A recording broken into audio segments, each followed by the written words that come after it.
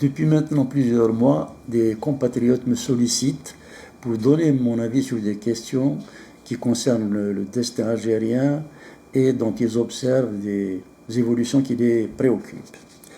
Pour un certain nombre de raisons, je n'ai pas pu répondre à ces interrogations bien légitimes. Il y a évidemment la censure qui ne favorise pas l'expression libre et spontanée entre les observateurs et les acteurs de la vie publique. À cela s'ajoute le recul nécessaire à la bonne compréhension des décisions et des événements analysés. Enfin, la rédaction des 2 derniers tomes de mes mémoires ne m'a pas permis de me rendre disponible. Alors ces demandes peuvent être classées comme suit. 1. Quels sont les véritables tenants et aboutissants des politiques menées dans la nation? 2. De quoi relèvent l'essoufflement culturel et la stagnation économique en Kabylie? 3. Quid de la diplomatie algérienne et de ses implications à court et moyen terme sur les relations algéro-françaises et, subséquemment, quelle peut être ou doit être la place de l'Algérie dans un environnement géopolitique mondial en pleine ébullition? 4. Quel rôle peut jouer la diaspora pour pallier à la congélation politique qui prévaut dans le pays? Enfin, 5. Quelles sont présentement les perspectives les plus plausibles pour l'Algérie et la région nord-africaine? On peut, je crois, évoquer 2 repères pour dater les grandes lignes du pouvoir actuel en Algérie. Le premier est la brutalité avec laquelle le général Ahmed Gaïd Salah a géré l'insurrection citoyenne de février 2019. Insurrection qui s'est accompagnée d'une répression systématique des porteurs de l'emblème amazigh et qui était là l'un des marqueurs de la volonté de nier toute altérité. Quelque temps plus tard, un second signe politique important arrive. Au mois de juin 2021, le chef de l'État a accordé une interview à l'écrivain Kamel Daoud dans le magazine français Le Point, où il déclarait, je cite, « L'islamisme politique turc ne me pose aucun problème ». بعض المسؤولين اللي راهم في أعلى مستوى قالوا خلينا هذه الحركة تدخل بقوة في الحكومة الجزائرية لأن هي ما تستعملش العنف.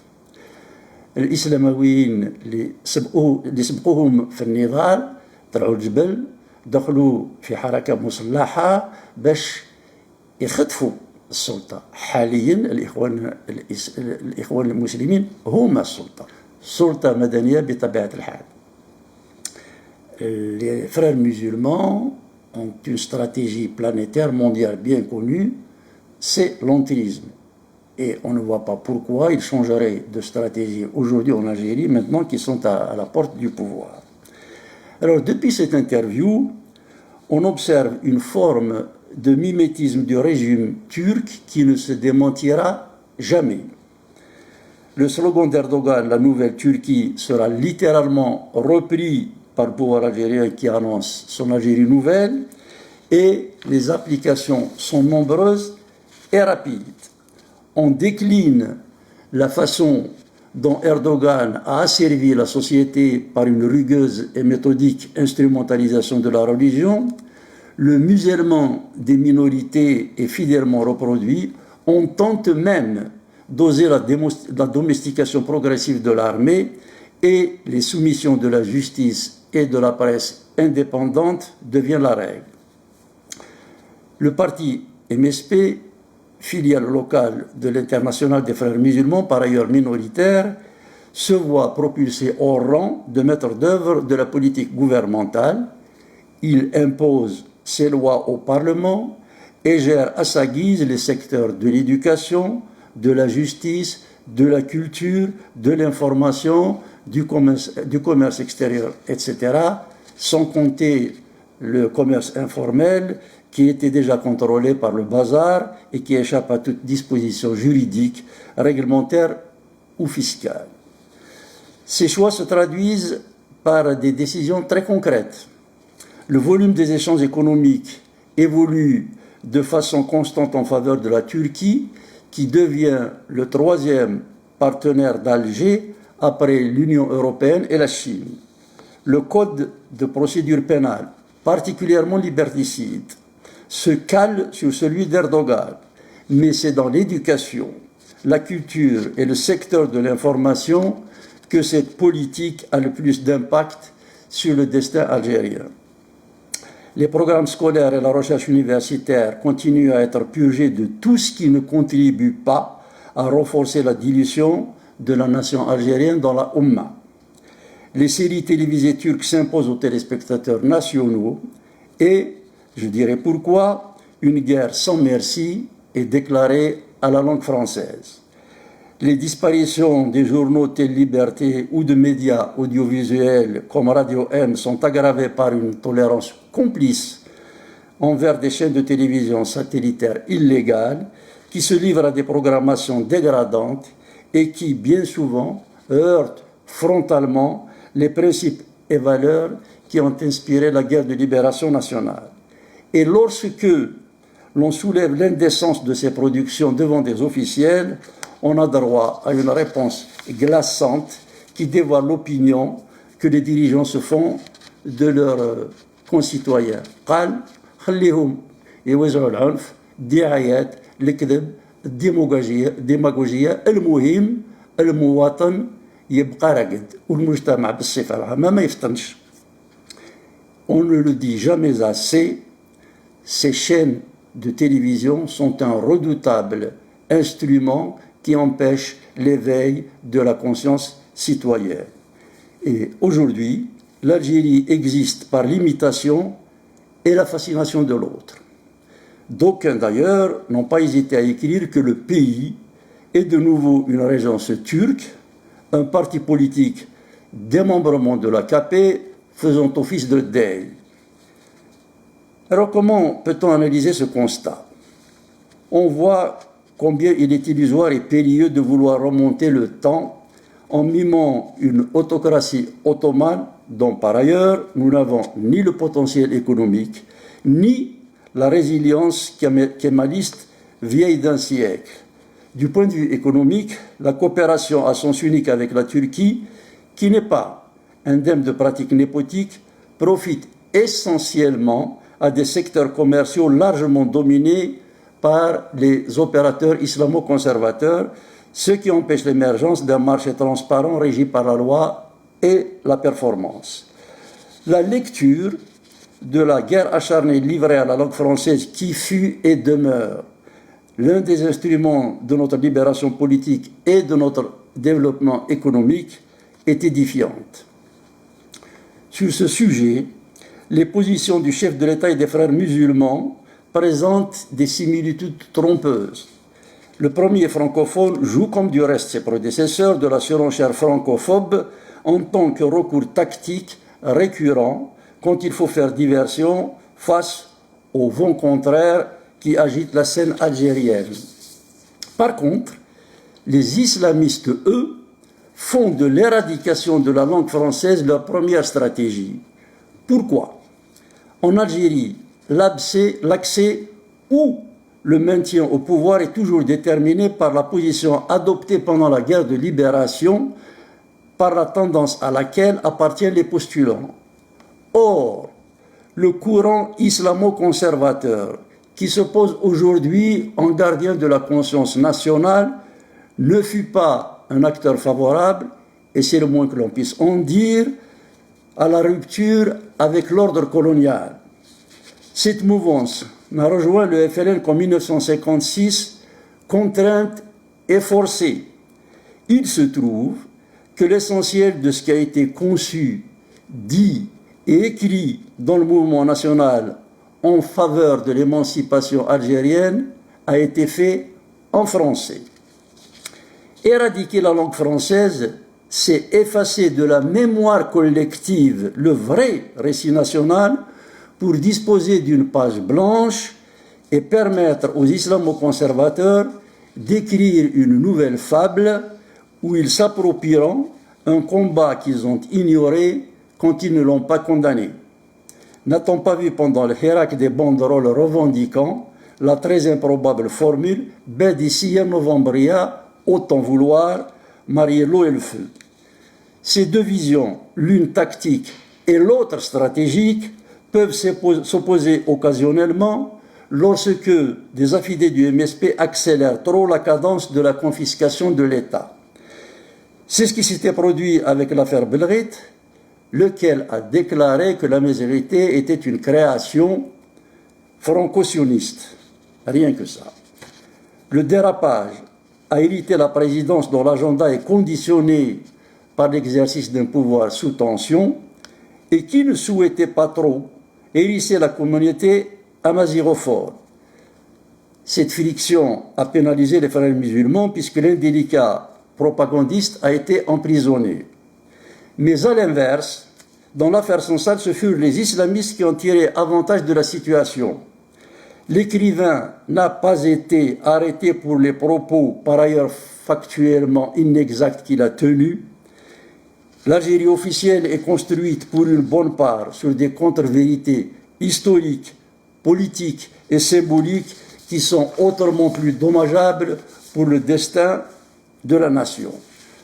Mais en poussant à l'emprisonnement de Sansal dans un moment de grande tension entre l'Algérie et la France, les islamistes savaient qu'ils élargissaient le fossé qui séparait Paris et Alger et que, ce faisant, ils augmentaient les chances d'accélérer l'éradication de la langue française, opération dont on a vu qu'elle était pour eux un impératif stratégique.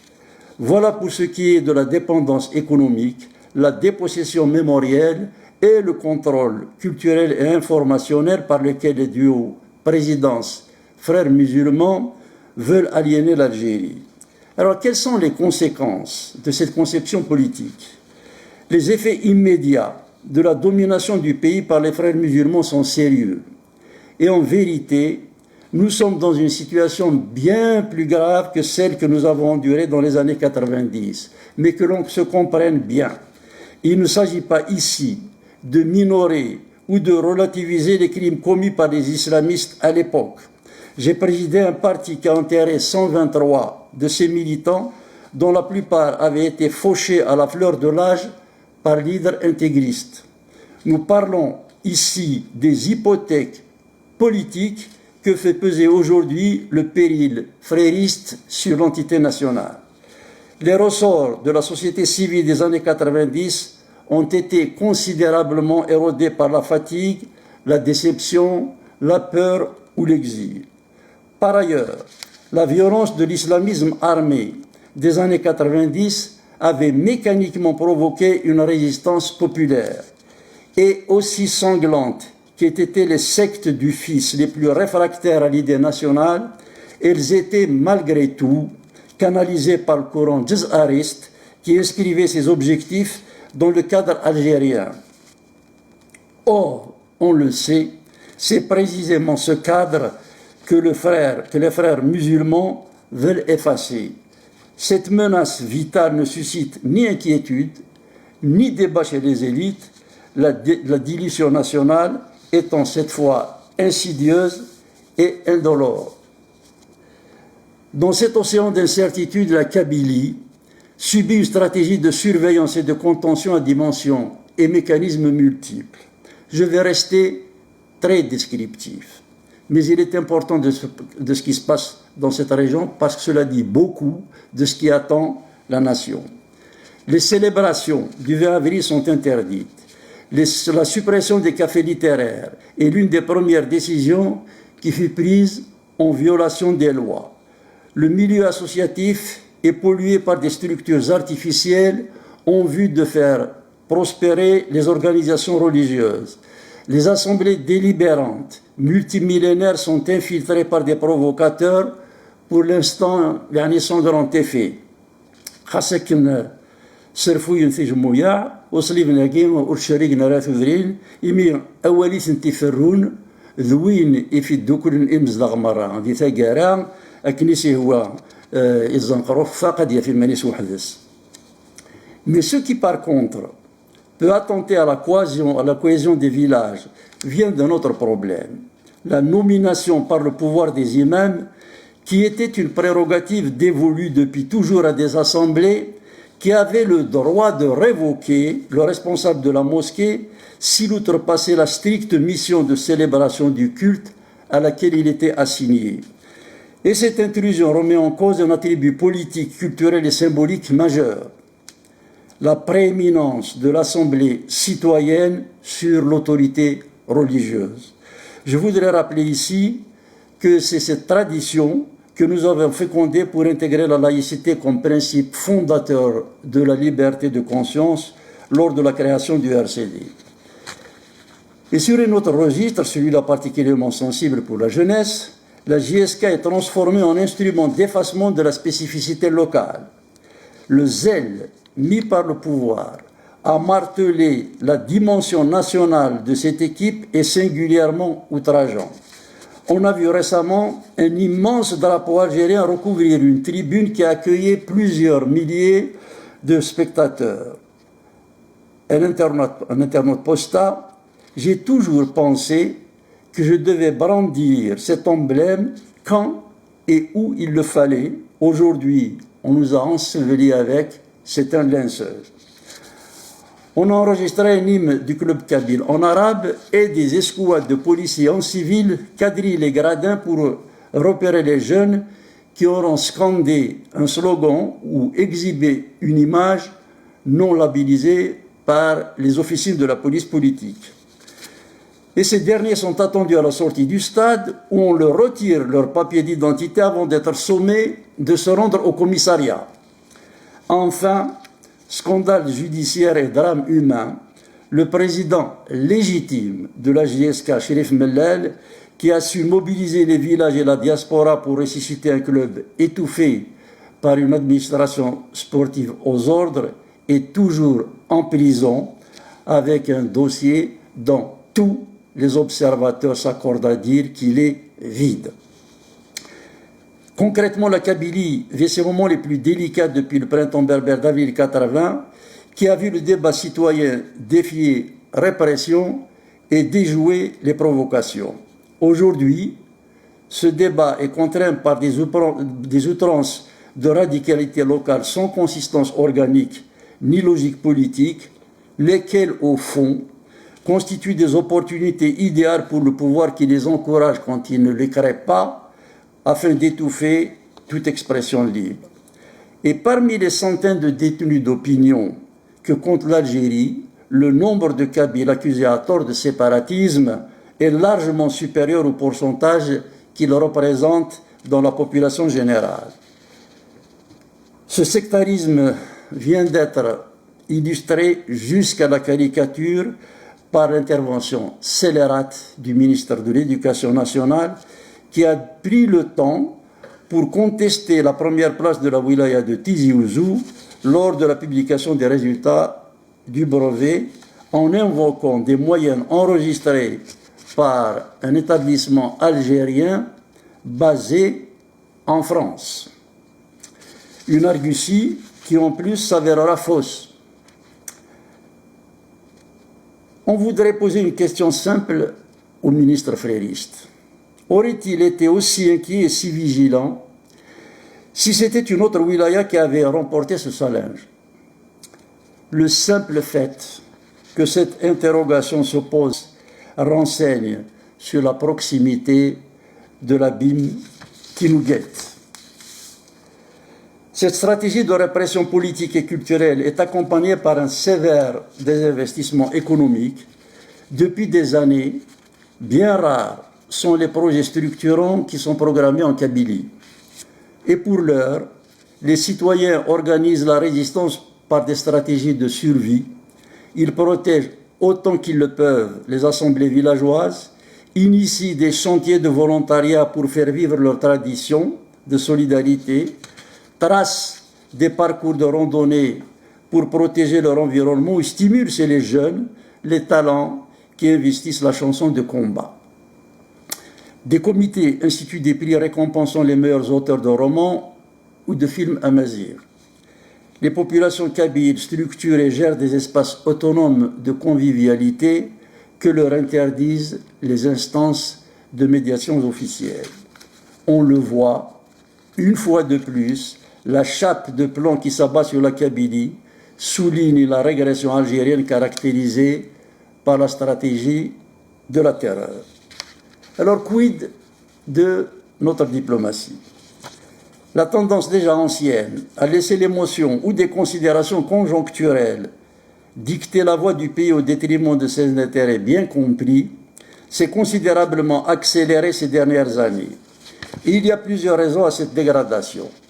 L'indigence de la formation qui affecte tous les secteurs de l'administration n'a pas épargné les affaires étrangères. Mais, si cette insuffisance peut jouer sur la qualité des prestations fournies par les représentations consulaires, elle ne saurait être invoquée dans la définition des choix diplomatiques qui relèvent des premiers centres de décision du pays.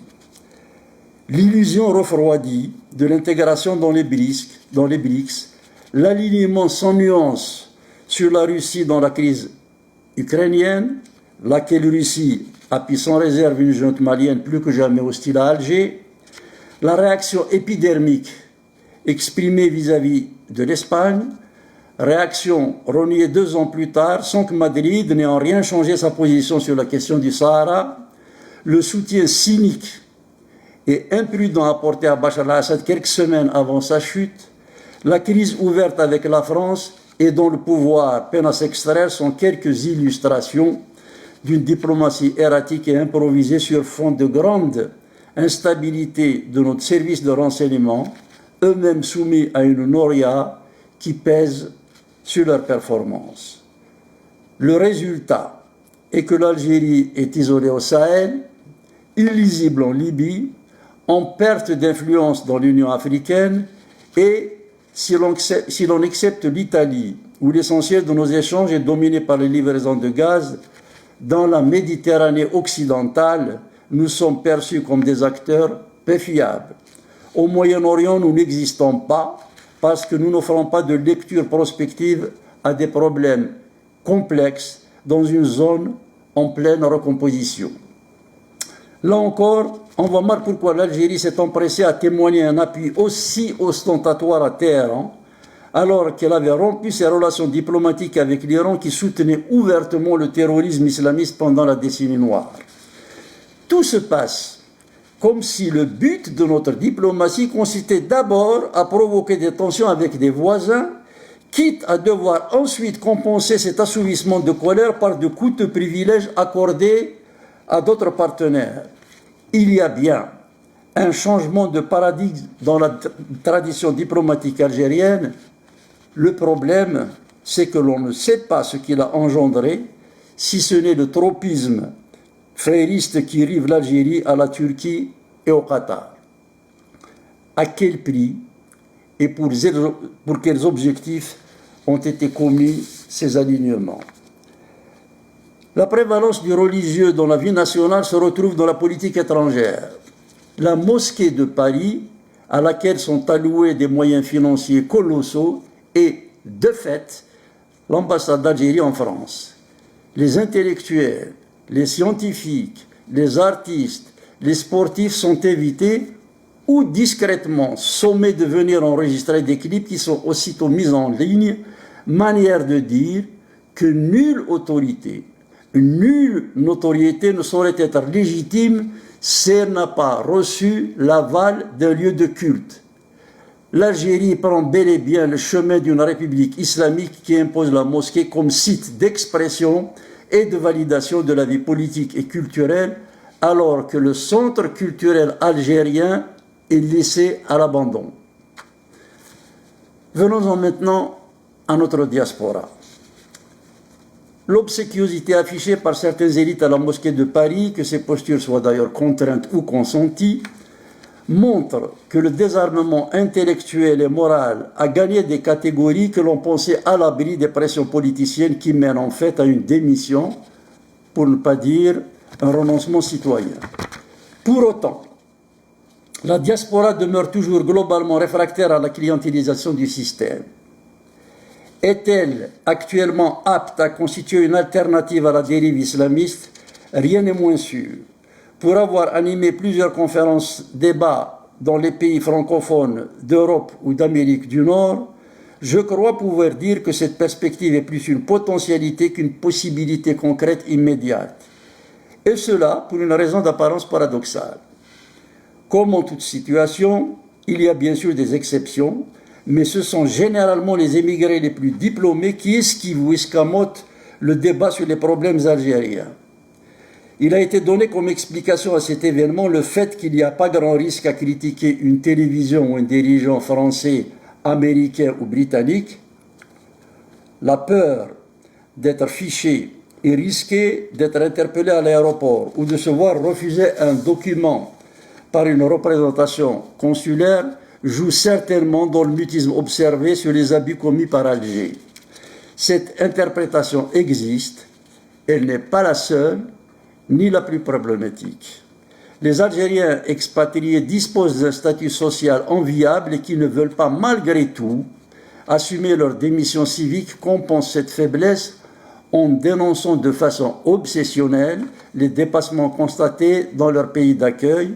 Oublions qu'ils révèlent d'un État indépendant auquel ils doivent d'abord réserver leurs griefs quand leurs droits sont bafoués. On serait d'ailleurs bien en peine de trouver cette vigilance lorsqu'il faut condamner les exactions du terrorisme islamiste. Là encore, le silence est, au-delà de la peur des représailles, justifié par le fait que l'émigré refuserait de s'exprimer sur ces sujets pour ne pas être, dit-on, essentialisé dans ses dimensions musulmanes. Une démission qui n'hésite cependant pas à afficher à chaque fois qu'il doit s'exprimer sur sa condition. On observe que ce statut de musulman ne joue que lorsqu'il faut se déterminer contre l'ordre politique du pays d'accueil. La solidarité et l'empathie avec d'autres nationaux de confession musulmane fait souvent défaut. On ne retrouvera aucun Marocain dans la mosquée de Paris contrôlée par Alger, et l'inverse est vrai dans celle de Bordeaux gérée par un Marocain. Le statut de musulman vaut plus comme étendard de combat que comme ferment d'éveil de la synergie des croyances. Seuls les frères musulmans sous la houlette de la Turquie et du Qatar tentent avec des fortunes diverses de donner une dimension supranationale à leur emprise sur les divers groupements d'immigrés. Globalement cataloguées à gauche, ces catégories sociales invoquent le croque-mitaine de l'extrême droite qui aurait vampirisé l'Occident pour alimenter les réflexes victimaires qui les exonèrent de leur devoir de vigilance et de solidarité vis-à-vis de leur peuple. Et chez l'intellectuel francophone algérien, cette ambivalence se vérifie par l'acceptation du statut de dhimmi. On en arrive à des situations ubuesques, une démonstration cohérente et documentée d'un intellectuel francophone peut être disqualifiée par une allégation approximative, voire inexacte, de son collègue arabophone. Je disais que cette surenchère nationaliste des élites de l'immigration avait quelque chose de paradoxal en ce sens que ce sont les franges socialement les plus modestes qui ne cachent ni leurs doutes, ni leur colère lorsque le régime algérien outrepasse les limites du tolérable. Cela donne des associations immigrées totalement pugnaces et souvent pérennes, mais politiquement incapables de fédérer leurs énergies ou de mutualiser leurs moyens. Pourquoi donc cette dispersion et cette faible accumulation d'expérience dans les luttes? Une première explication s'impose d'elle-même. Naguère influents dans la diaspora, les partis de l'opposition démocratique comme le RCD ou le FFS sont littéralement disparus. Contre-coup de l'hermétisme qui prévaut au pays et de faiblesses internes, ces formations n'ont pas été remplacées par des cadres alternatifs qui offriraient une vision globale dans une phase historique qui appelle rénovation intellectuelle et propositions concrètes.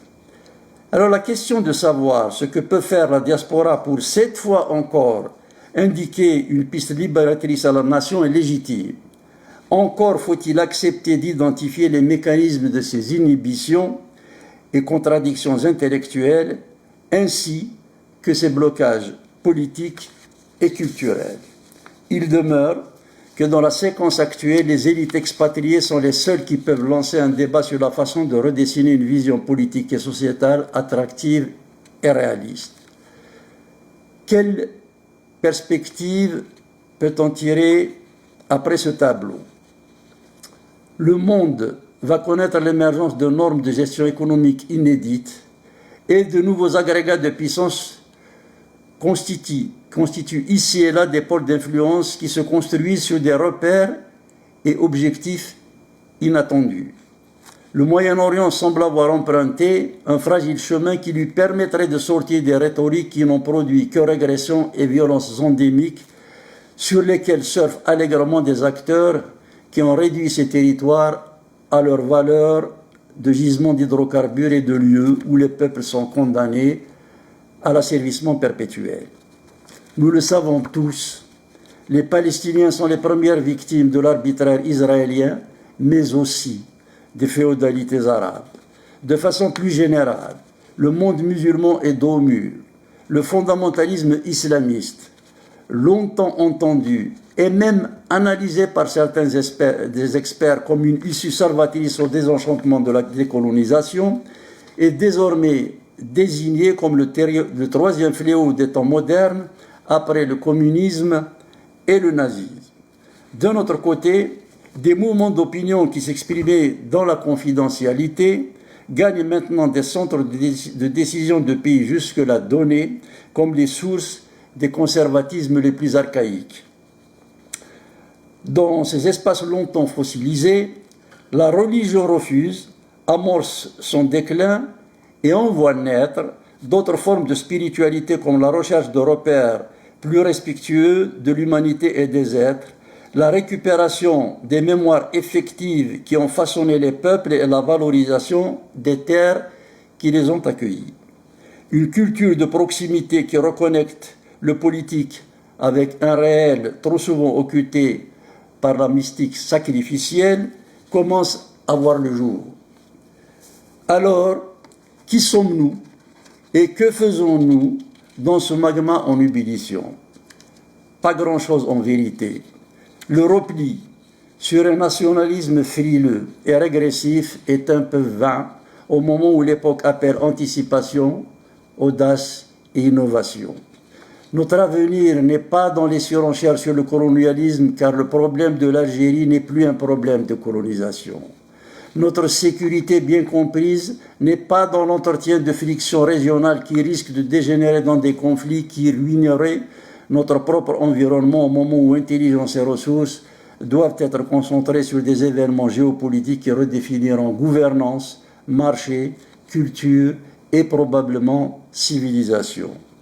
Je ne sous-estime pas le poids des passions mortifères, des tabous ankylosants et des propagandes toxiques qui peuvent contrarier la construction d'une Afrique du Nord démocratique.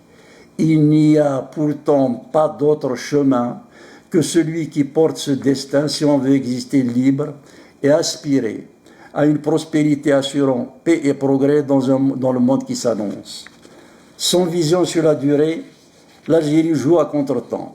Répression, censure, désinformation et surenchère démagogique sont des pratiques hors d'époque et dangereuses. Dangereuses pour la patrie, mais aussi pour le régime, armé comprise. Une société terrorisée est une société fragile et captive de toutes sortes de manœuvres.